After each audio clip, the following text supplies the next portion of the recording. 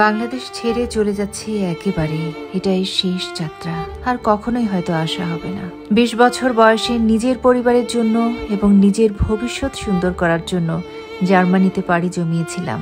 15 বছর আগে ঢাকায় 2টি ফ্ল্যাট কিনেছিলাম আমার নিজের টাকায়, একটা আমার মায়ের নামে আর একটা আমার স্ত্রীর নামে। আমার মা আবার ফ্ল্যাট আমার ছোট ভাইয়ের নামে লিখে দিয়েছেন। দেশে আসার পর আমার ছোট ভাইয়ের ফ্ল্যাটে আমার জায়গা ছিল না। অবশ্য তাকে আমার টাকা দিয়েই পড়াশোনা করিয়েছি।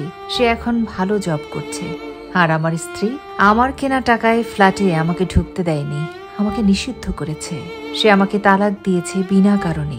বিনা কারণে ঠিক বলা যাবে না, সে অন্য আরেকজনের সাথে সম্পর্কে জড়িয়েছে। বাংলাদেশে থাকাকালীন 20 দিনের মতো হোটেলে ছিলাম, আর আপন মানুষের প্রতারণাগুলো মুখ বুঝে সহ্য করেছিলাম। টাকার কাছে সবকিছু অসহায়। নিজের রক্তের বেইমানি, তারপর আপন স্ত্রীর বেইমানি, সবকিছু আমাকে বিপর্যস্ত করে ফেলেছে। মেন্টালি ভেঙে টুকরো টুকরো করে ফেলেছে। Disruptive behaviour and the social disorders. যে মানুষগুলোর জন্য জীবনে এতগুলো বছর নষ্ট করলাম, বিদেশে থেকে এত কিছু করলাম, সেই মানুষগুলো আমাকে টিস্যু পেপারের মতো ব্যবহার করে ছুঁড়ে ফেলে দিয়েছে। এমনটাই হওয়ার কথা ছিল। এটাই হয়তো ভাগ্যের লিখন। আমি অনেক কষ্ট পেয়েছি, অনেক শিখেছি।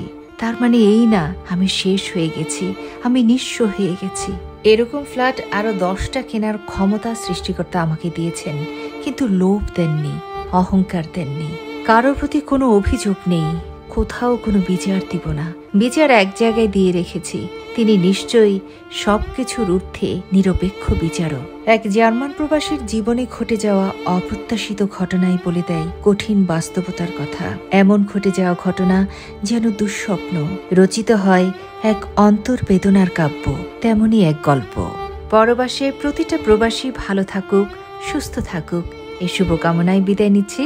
ভিউয়ার্স, ফিরবো আবারও নতুন কোনো ভিডিও নিয়ে, সাথেই থাকুন।